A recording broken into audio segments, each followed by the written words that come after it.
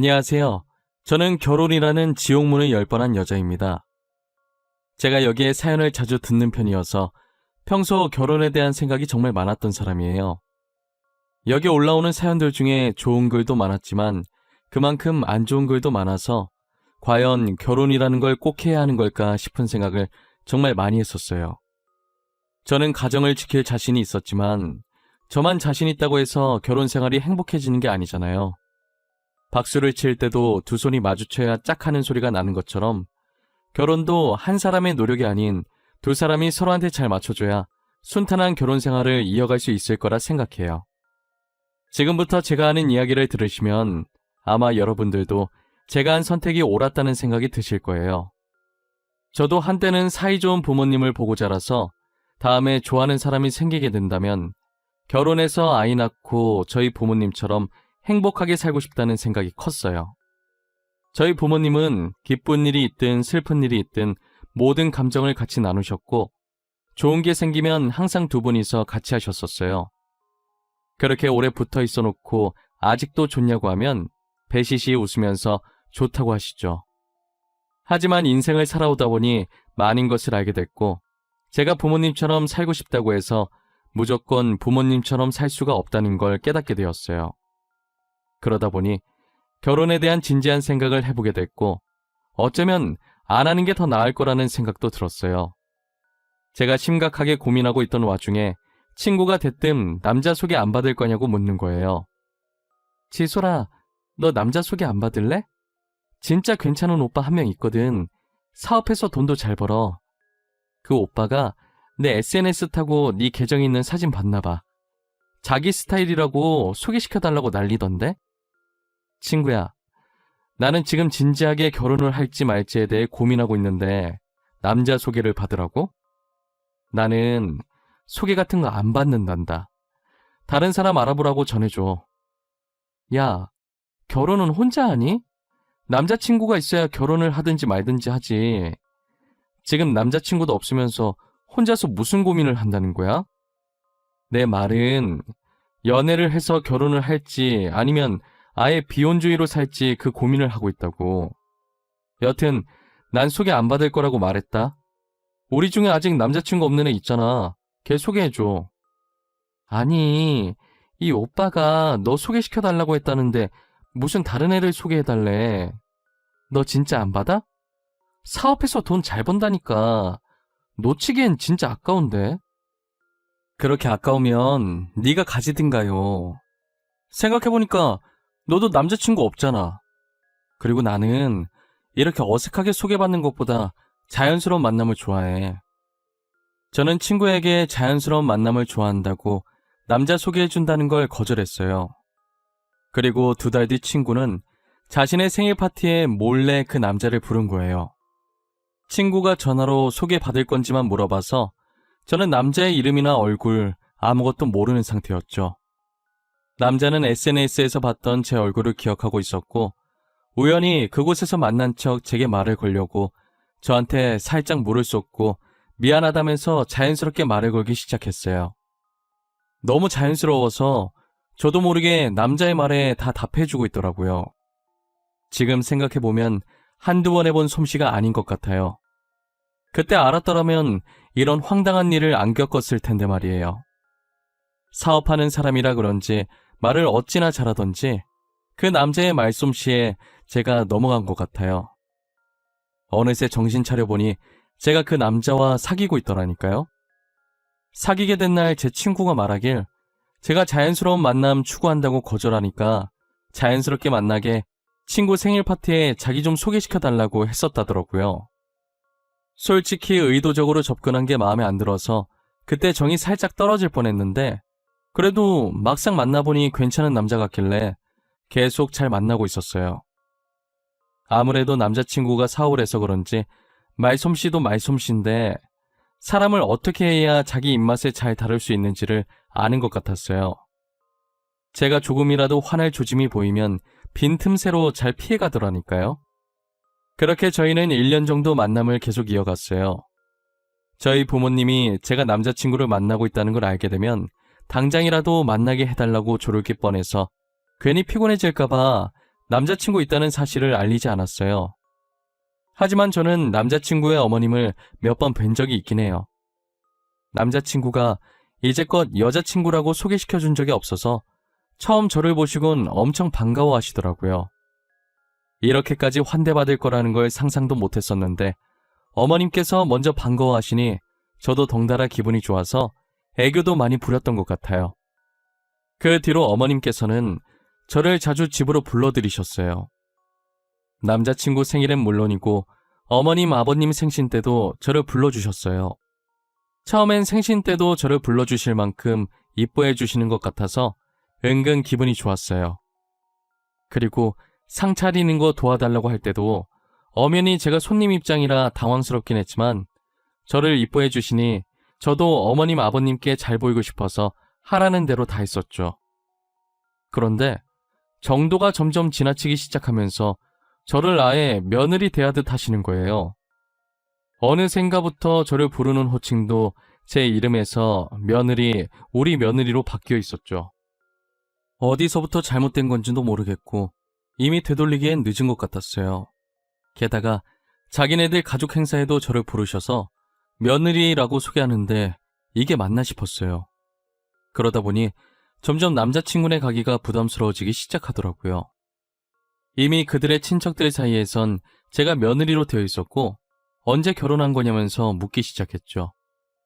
매번 그럴 때마다 제게 멋쩍은 듯이 웃으면서 아직 결혼 안 했다고 해명하기 바빴어요. 네가 권희 집사람이라고? 난 청첩장도 못 받은 것 같은데 언제 결혼했대? 설마 니네 둘이 사고쳐서 혼인신고만 한 거야? 사고치다니 아니에요. 절대 그런 거 아니에요. 저희 아직 결혼 안 했어요. 저는 권희 오빠 여자친구예요. 여자친구. 결혼도 안 했는데 권희 애미가 그 짝을 며느리라고 소개한다고? 아, 이제 조금 있으면 결혼을 할 건가 보네. 아니요, 그런 것도 아니고 아직 저희 날짜도 안 잡고 상견례도 안 했어요. 그냥 저를 며느리처럼 이뻐하셔서 그런 것 같아요. 진짜 한두 번도 아니고 어머님께서 일 벌려놓고 제가 왜 수습을 하고 있어야 하는지 모르겠어요. 저는 이미 그들 사이에서 사고쳐서 혼인신고만 하고 사는 사람이 됐고 결혼식을 하든 안 하든 며느리가 됐으면 친척들한테 인사를 올려야 하는데 인사 안 올린 싸가지 없는 사람으로 되어 있었죠. 제가 아무리 해명을 하고 다녀도 그들 사이에서 제 해명은 알 바도 아니었어요. 그리고 저를 친척들에게 소개하는 만큼 어머님께서 결혼을 언급하는 횟수도 같이 많아지셨어요. 늘 제게 결혼 얘기를 할 때 남자친구의 사업을 들먹이셨죠. 남자친구는 여자든 남자든 모두가 입을 수 있는 옷 사업을 하는데 협찬을 해준 건지는 모르겠지만 인플루언서가 몇 번 입기도 하고 SNS 유명 인사 사이에서는 꽤나 유명한가 보더라고요. 그래서 남자친구가 사업을 하는 것에 대해 엄청 유세를 떠셨어요. 아가, 너네 만난 지 이제 2년 다 되어 간다고 하던데 슬슬 결혼할 때 안 됐니? 우리 아들 지금 옷 장사도 잘 되고 돈 엄청 끌어모으고 있는데 누가 채가기 전에 해야지, 안 그래? 어머님, 저희는 아직 결혼 생각이 없어요. 지금 이대로도 충분히 좋아요. 결혼하면 하루 종일 붙어서 싸우기밖에 더 하겠어요? 원래 부부가 싸우고 화해하면서 정들고 하는 거지. 친구끼리도 싸우는데 뭐. 그리고 우리 아들은 결혼 생각이 있는 눈치던데 너는 아닌가 보다. 오빠랑 결혼 생각이 아예 없는 건 아니지만 아무래도 결혼하면 평생 같이 해야 하는데 신중하게 결정하는 게 좋죠. 그리고 저는 아직 연애를 조금 더 하고 싶어요. 그러니? 그래도 결혼할 생각이 아예 없는 건 아니라는 거 보면 결혼할 거라는 말인데 그럼 하고 있는 일 그만두고 지금부터 우리 가게에서 일 배워. 갑자기 그게 무슨 말이에요? 잘 다니고 있는 회사를 왜 갑자기 그만둬요? 저는 지금 하고 있는 일도 좋아요, 어머님. 너도 이제 우리 집안 사람인데 내 가게에 너한테 주려고 그래. 너 우리 아들이랑 헤어질 거 아니잖아. 그럼 일 배우는 것도 나쁘지 않지. 저 말을 듣고 처음에는 무슨 논리인가 싶어서 황당해했는데 당장 결혼할 생각도 없었고 그렇다고 남자친구와도 헤어질 생각이 없었기 때문에 저는 어머님께서 하라는 대로 했어요. 정말 어머님 말씀대로 제가 남자친구와 결혼을 할 수도 있는 거고, 그리고 일 배워놓는다고 해서 나쁠 건 없으니까 이것도 다 경험이라고 생각하고 어머님 가게에서 일을 배우기 시작했어요. 저는 엄청 대단한 가게인 줄 알았는데 조그만 맥주집이었어요. 손님이 그렇게 많은 것도 아니고 심지어 그 손님들마저도 죄다 돈 안 되는 손님들 뿐이었죠. 처음엔 제가 일한 첫날만 손님이 없는 거겠지 했는데 매출표를 보니 그냥 없는 것이었어요.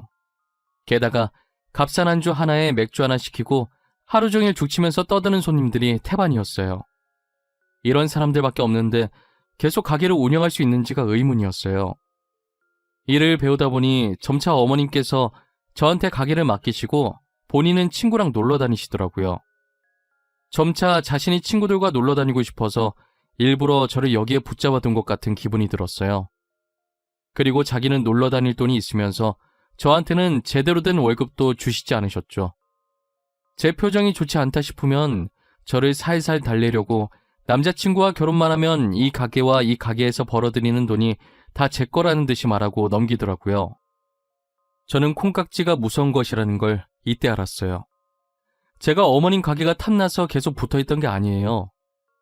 솔직히 손님들이 넘쳐나는 것도 아니고 저렇게 벌이도 안 되는 가게가 왜 탐나겠어요? 평소 막장 드라마와 여기에 올라오는 사연들을 읽으며 결혼을 망설였던 저였건만 그 콩깍지 하나 때문에 그런 수모를 받으면서도 저는 남자친구가 좋아서 헤어지지 않고 버텼어요. 지금까지 어머님 가게가 남자친구가 벌어오는 돈으로 유지되고 있는 거거든요. 남자친구 회사 매출이 얼마나 높은 건지는 모르겠지만 어머니께서는 저한테 가게를 맡기시고 본인은 다른 가게를 하나 내려고 생각 중이신 거예요.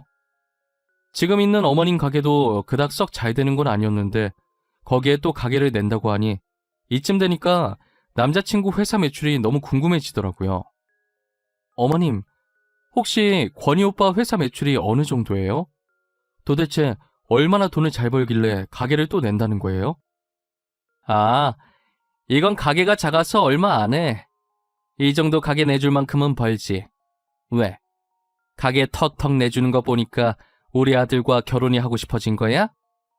아니요, 그런 건 아니고 솔직히 어머님이 지금 가게가 잘 되는 건 아니잖아요. 그런데 이 가게 처분도 안 하고 다른 가게 내준다니까 조금 신기했어요. 어머, 잘 안 되긴. 너가 일을 잘해봐라. 금방 돈방석에 앉을 거다. 내가 있을 땐 손님도 얼마나 많았는데 네가 못해서 그런 거라고는 생각도 안 하고. 제가 가게에 들어오기 전 매출표를 봤다는 걸 어머님께서는 모르시는 것 같아요. 일 가르쳐 주시던 첫날 모니터에 떡하니 1년 매출표 띄워놓으셨던데 기억도 못하시는 눈치더라고요. 괜히 여기서 말 더 얹었다간 좋은 소리 못 들을 게 뻔하니까 대꾸도 안 했죠. 그런데 정말 이대로 가다간 가게가 망할 것 같은 거예요. 뭘 해야 할까 엄청 고민을 하다가 추억의 음식들을 만들어서 팔기 시작했어요. 거기다 가게에 학생 시절 많이 사용했었던 소품들을 구해서 중간중간 배치해주니 정말 그때 그 시절로 돌아간 기분이 들기 시작하더라고요. 그리고 SNS를 이용해서 그 시절 감성의 사진들과 글씨체를 이용해서 홍보도 하기 시작했죠. 며칠 뒤에 제가 올린 글을 보고 왔다는 손님들이 조금씩 생기기 시작하는 거예요. 제 가게는 아니었지만 그래도 매출이 생기는 걸 보니 너무 뿌듯했어요. 제가 가게를 살려놓으니 어머님께서는 조금 놀라신 눈치더라고요. 어떻게 그런 생각을 했냐며 덕분에 돈 좀 만져보겠다고 엄청 좋아하셨었죠. 그리고 얼마 지나지 않아 저는 어머님 가게를 살려놓지 말았어야 했다고 후회했어요. 어머님께서는 매출표를 보더니 이것도 다 한철이라고 벌 수 있을 때 벌어야 한다면서 제게 더 새롭고 기발한 아이템을 요구하기 시작했죠. 저는 실망시켜드리고 싶지 않았기 때문에 뭐가 더 있을지 계속 생각하게 되더라고요. 가게 인테리어로 사용했던 소품들이 저희 시대 때 유행했던 소품들이어서 어머님 시대에 유행했던 것들도 어렵게 구해서 배치해놨어요. 그리고 그 시절 자주 먹었던 음식들을 똑같이 만들 순 없지만 최대한 비슷하게 흉내만 냈었죠. 그랬더니 저희 시대는 물론 어머님 시대의 손님들도 많이 찾아주시더라고요. 사람들이 SNS에 저희 가게 다녀간 후기를 작성해 주셔서 다른 지역 손님들도 많이 늘었어요. 그리고 저희와 비슷한 느낌의 가게들도 많이 생겨나기 시작했어요. 어머님은 지금 가게와 완전히 다른 가게 낼 거라고 난리시더니 지금 가게가 잘 되자 언제 그랬냐는 듯이 다른 가게 얘기가 쏙 들어갔더라고요. 어머님이 가끔 가게에 오시긴 하시는데 일을 도와주려고 오신 게 아니라 훈수를 두려고 오신 거예요. 바빠 죽겠는데 도와주지는 못할 망정 저를 쫓아다니면서 하나부터 열까지 다 간섭하시고 자기는 카운터에 있는 돈만 챙겨서 나가더라고요. 힘들게 돈 버는 사람 따로 있고 아무것도 안 하면서 돈만 쓰는 사람이 따로 있었죠. 저도 사람인지라 아무리 남자친구가 좋아도 제가 며느리도 아닌데 이런 대우받으면서 못 살겠더라고요. 혼자서 진지하게 남자친구와 헤어져야 하나 고민하고 있던 참이었어요. 제가 어머님 장단에 다 맞춰주니까 남자친구 자신도 제게 그렇게 해도 된다고 생각했는지 어머님이 제게 행동하듯 막대하기 시작하더라고요. 평소처럼 어머님 가게에서 오픈 준비하고 있는데 남자친구한테 전화가 온 거예요. 지소라, 부탁할 게 있어서 전화했는데 아직 가게 문 안 열었지? 내가 집에서 서류를 안 가지고 나왔더라고. 혹시 가져다 줄 수 있나 해서. 지금 오픈 준비하고 있어서 잠깐 시간 되니까 내가 가져다 줄게. 어떻게 생긴 봉투인데? 그냥 일반 서류 봉투야? 일반 갈색 서류 말고 흰색 서류 봉투 하나 있거든? 작은 거랑 큰 거 2개 있을 거야. 그거 2개 챙겨서 우리 회사로 와줘. 진짜 미안해. 괜찮아. 이거 급한 일이지. 내가 최대한 빨리 갈게. 어디로 갖다 주면 돼? 대표실에 가져다 주면 되는 건가? 아니야. 회사 안까지는 올 필요 없어. 다 와가면 그때 전화 줘. 내가 나갈 테니까. 서류 가져다 주는 것도 미안한데 나만 가만히 받고만 있을 순 없지. 그러니까 꼭 전화해. 알겠지? 그렇게 한번 서류를 가져다 주니 제가 마치 자신의 개인 비서라도 되는 양 이것저것 시키는 거예요. 저는 매번 남자친구가 부탁하면 혹시나 일하는데 서류 하나 때문에 무슨 문제라도 생길까 싶어서 잠시 가게 문을 닫아놓고 불이 나게 서류를 가져다 주고 왔었어요. 제가 계속 가져다 주니까 이게 습관이 돼서 이젠 신경 써서 챙길 생각이 없어 보이더라고요. 남자친구한테 제발 서류 같은 것 좀 잘 챙기라고 하면 건성으로 알겠다는 대답만 돌아왔죠. 그러다 한 번은 남자친구가 퇴근하면서 친구들을 데리고 어머님 가게 놀러 온 거예요.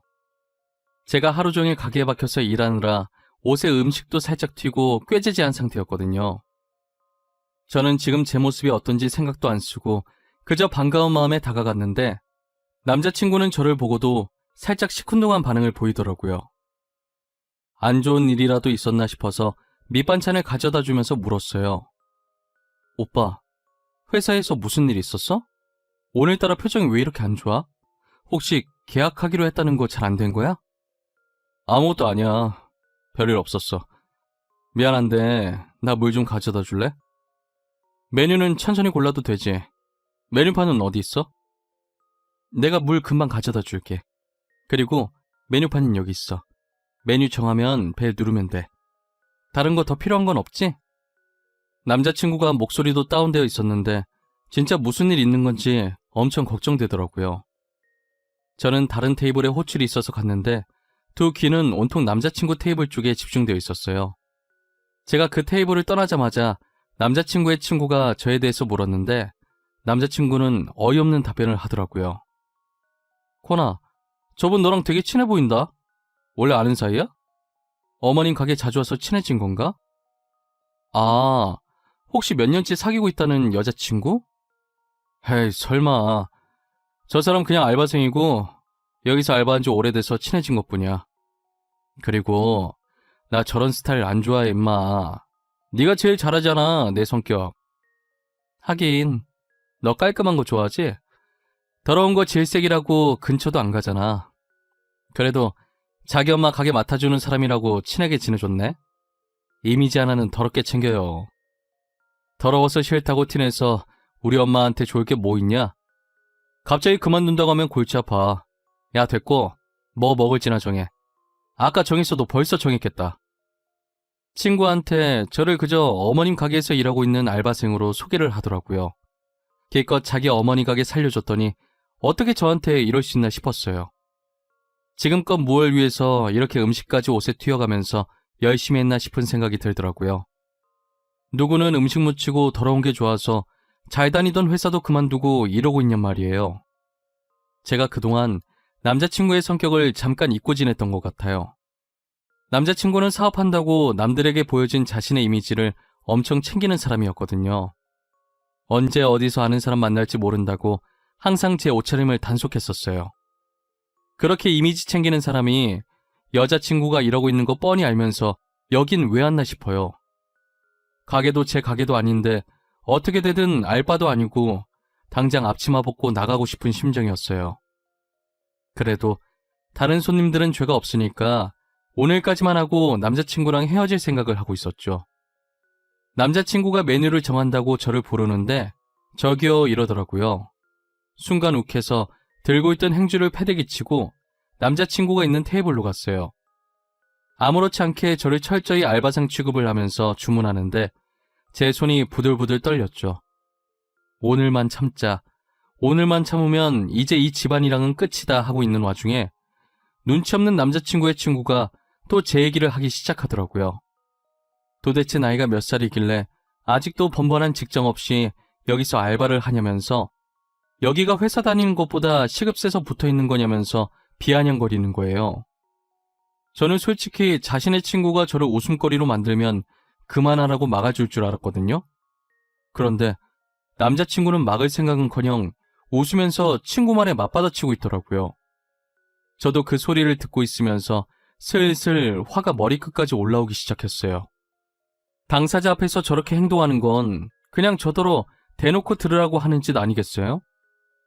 도대체 제가 뭐 때문에 저런 소리를 듣고 있어야 하는지 모르겠더라고요.